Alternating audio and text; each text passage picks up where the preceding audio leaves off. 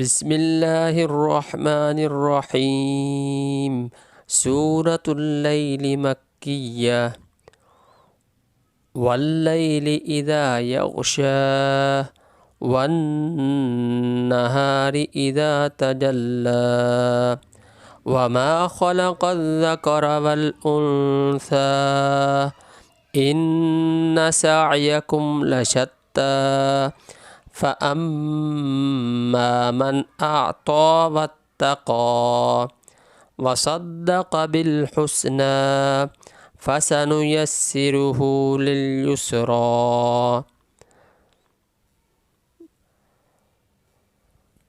वअम्मा मन बख़िल वस्तग़ना वकज़्ज़ब बिलहुस्ना फसनुयस्सिरुहु लिलउस्रा वमा युग़नी अन्हु मालुहु इज़ा तरद्दा इन्न अलैना ललहुदा व इन्न लना ललआखिरत वल ऊला फ़अन्ज़रतुकुम नारन तलज़्ज़ा ला यस्लाहा इल्लल अश्क़ा अल्लज़ी कज़्ज़ब वतवल्ला वसयुजन्नबुहल अत्क़ा अल्लज़ी यु'ती मालहु यतज़क्का वमा लिअहदिन इंदहु मिन निअमतिन तुजज़ा इल्ला इब्तिग़ाअ वजहि रब्बिहिल अअला वलसौफ़ यरज़ा वल्लैलि इज़ा यग़शा वन्नहारि इज़ा तजल्ला वमा खलक़ल ज़करा वल उन्सा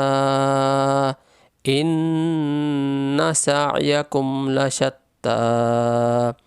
फ़अम्मा मन अअता वत्तक़ा वसद्दक़ बिलहुस्ना फसनुयस्सिरुहु लिलयुस्रा वअम्मा मन बख़िल वस्तग़ना वकज़्ज़ब बिलहुस्ना फसनुयस्सिरुहु लिलउस्रा वमा युग़नी अन्हु मालुहु इज़ा तरद्दा इन्न अलैना ललहुदा व इन्न लना ललआखिरत वल ऊला फ़अन्ज़रतुकुम नारन तलज़्ज़ा ला यस्लाहा इल्लल अश्क़ा अल्लज़ी कज़्ज़ब वतवल्ला वसयुजन्नबुहल अत्क़ा अल्लज़ी यु'ती मालहु यतज़क्का वमा लिअहदिन इंदहु मिन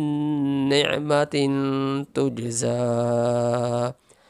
इल्ला इब्तिग़ाअ वजहि रब्बिहिल अअला वलसौफ़ यरज़ा। बिस्मिल्लाहिर्रहमानिर्रहीम। सूरतुल लैल है। लैल का मतलब रात। अल्लाह रब्बुल इज़्ज़त ने इस सूरत के शुरू में 2-3 चीज़ों की कसम खाई है। एक रात की कसम खाई, फिर दिन की, और फरमाया कि और उसकी जो उसने पैदा की है नर और मादा। ये सारी कस्में खाकर अल्लाह ताला फरमाते हैं इन्ना सअयकुम लशत्ता, कि तुम्हारी कमाई और तुम्हारी कोशिशें भी इसी तरह मुख्तलिफ है। इन्हें फरमाने का मतलब ये है कि जिस तरह दुनिया में दिन रात नर मादा मुख्तलिफ मुतताद चीज़ें पैदा की गई हैं, इसी तरह ए इंसानों और जिन्नों तुम्हारे आमाल भी मुख्तलिफ हैं। किसी कुछ बहुत ज़्यादा नेक हैं, कुछ कम दर्जे के नेक हैं, कुछ बद हैं, कुछ बदतर हैं। तो इस तरह तुम्हारे आमाल की जो शक्लें हैं वो भी मुख्तलिफ हैं। चुनांचे फरमाया कि फ़अम्मा मन अता वत्तक़ा वसद्दक़ बिलहुस्ना फसनुयस्सिरुहु लिलयुस्रा, कि जिस बंदे ने, जिस अल्लाह के बंदे ने, नेक बंदे ने अल्लाह ताला के रास्ते में अपना माल लौटाया, तकवा इख्तियार किया और जो है سچی بات کو اس کی تصدیق کی، یعنی قرآن پاک کی، اللہ رب العزت کی توحید کی، اللہ کے نبی صلی اللہ علیہ وسلم کے جو ہے رسالت کی، تو فرماتے ہیں کہ اس کے لیے اللہ تعالیٰ جو ہے راہ کو آسان فرما دیتے ہیں۔ یہ بالکل تقدیر کے متعلق یہ مسئلہ آ جاتا ہے، جیسا کہ حضرت علی رضی اللہ عنہ کی روایت ہے کہ رسول اللہ صلی اللہ علیہ وسلم نے فرمایا کہ تم میں سے کوئی ایسا نہیں ہے کہ اس کی جنت والی اور دوزخ والی جگہ لکھ نہ دی گئی ہو۔ تو صحابہ نے عرض کیا اللہ کے رسول، تو پھر کیا اسی تقدیری لکھے ہوئے پر ہم اعتماد کر عمل چھوڑ نہ بیٹھیں، یعنی عمل کرنا چھوڑ دیں، جب تقدیر میں لکھا جا چکا ہے کہ ہماری جنت میں جگہ ہے یا جہنم میں؟ تو اللہ کے نبی صلی اللہ علیہ وسلم نے فرمایا کہ نہیں، تم اعمال کیے جاؤ، اس لیے کہ اس بندے کو توفیق اسی کی ملتی ہے جس کے لیے وہ پیدا کیا گیا ہے، جس کا وہ تقدیر میں لکھ دیا گیا ہے، ٹھیک ہے، کہ جو خوش نصیب ہوگا تو اس کو اچھے اعمال کی تقدیر ملے گی، ٹھیک ہے، جو جس کے نصیب میں جنت لکھ دی گئی ہوگی تو اللہ تعالیٰ خود بخود اس کو نیک اعمال پر اللہ تعالیٰ توفیق عطا فرما دیں گے، اور جس کے جگہ جہنم میں لکھ دی گئی ہے تو وہ خود ہی جو ہے وہ برا کام کرنا شروع کر دے گا اور برے اعمال پر جو ہے کاربند رہے گا، ٹھیک ہے۔ تو چنانچہ دوسرا یہ تو تھا نیک اعمال کا، دوسرا فرمایا وَأَمَّا مَنْ بَخِلَ وَاسْتَغْنَىٰ وَكَذَّبَ بِالْحُسْنَىٰ فَسَنُيَسِّرُهُ لِلْعُسْرَىٰ، یعنی جس نے کنجوسی کی، لاپرواہی دکھائی اور سچی اور بھلی بات کو اس نے جھٹلایا، تو اللہ تعالیٰ فرماتے ہیں ہم اس کے لیے یہ اعمال بالکل میسر کر دیں گے، انہیں آسان کر دیں گے، وہ اسی میں جو ہے کھپتا رہے گا، اسی میں جو ہے وہ محنت کرتا رہے گا اور گمراہ ہوتا رہے گا، حتیٰ کہ جو ہے اس کو موت آ جائے گی، ٹھیک ہے۔ اس صورت کی آخری آیات جو ہے وہ خاص طور پر حضرت ابو بکر صدیق رضی اللہ عنہ کے بارے میں نازل ہوئی ہیں۔ فرمایا کہ جو ہے وَسَيُجَنَّبُهَا الْأَتْقَىٰ، ہم جہنم سے اور آگ سے ان لوگوں کو بچا لیں گے جو سب سے زیادہ ڈرنے والے ہوں گے، اور خاص طور پر یہاں صحابہ کرام رضوان اللہ علیہم اجمعین ان آیات کا مصداق ہے کہ اللہ تعالیٰ نے فرمایا کہ وَكُلًّا وَعَدَ اللَّهُ الْحُسْنَىٰ، کہ ان میں سے ہر ایک کے ساتھ اللہ تعالیٰ نے جنت کا وعدہ فرمایا ہے، ٹھیک ہے۔ اور صحابہ کرام ایسی ہستیاں ہیں کہ ان سے گناہ کا ہونا بالکل ہی شاذ و نادر ہے، اور اگر بوجہ بشر ہو بھی گیا ہے تو ان کو اس وقت تک چین نہیں آتا تھا جب تک کہ وہ اس گناہ کو معاف نہ کروا لیتے، توبہ نہ کر لیتے۔ اس پر کئی واقعات شاہد ہیں، اللہ تعالیٰ ہمیں بھی ان جیسی توبہ نصیب فرمائے کہ اول تو ان سے غلطیاں نہیں ہوتی تھیں، اگر کبھی غلطی ہو بھی گئی بشری تقاضے کے مطابق تو اس وقت تک ان کو چین ہی نہیں آتا تھا جب تک کہ وہ اس گناہ کو معاف نہ کروا لیتے، اللہ تعالیٰ سے جو ہے اس کی مغفرت نہ کروا لیتے۔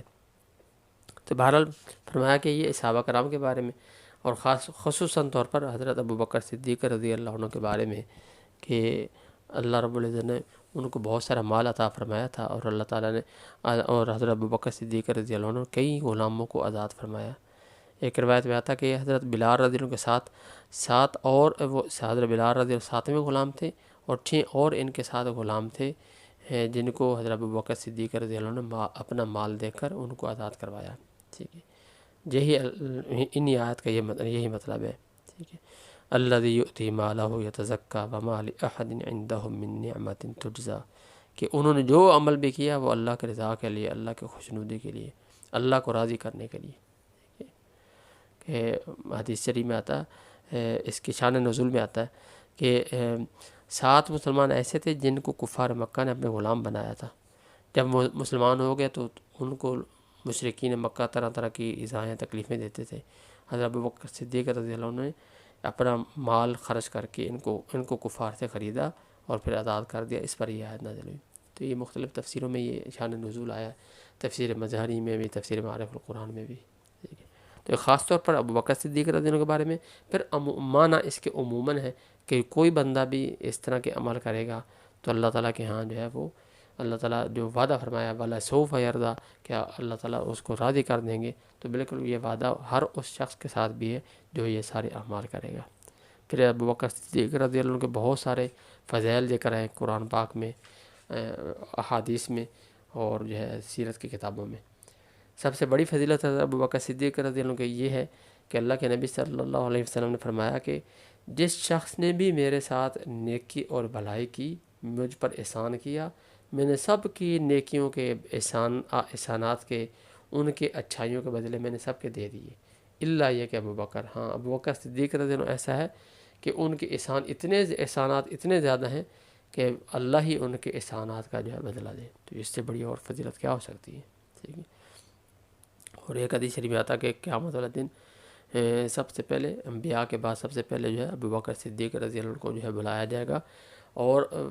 جنت میں بلایا جائے گا، اور صرف جنت کے 8 دروازے ان کو بلائیں گے ان کے اعزاز کے لیے کہ اے ابو بکر ہمارے میں سے داخل ہو. تو اتنے بڑے فضائل والے یہ صاحب بھی،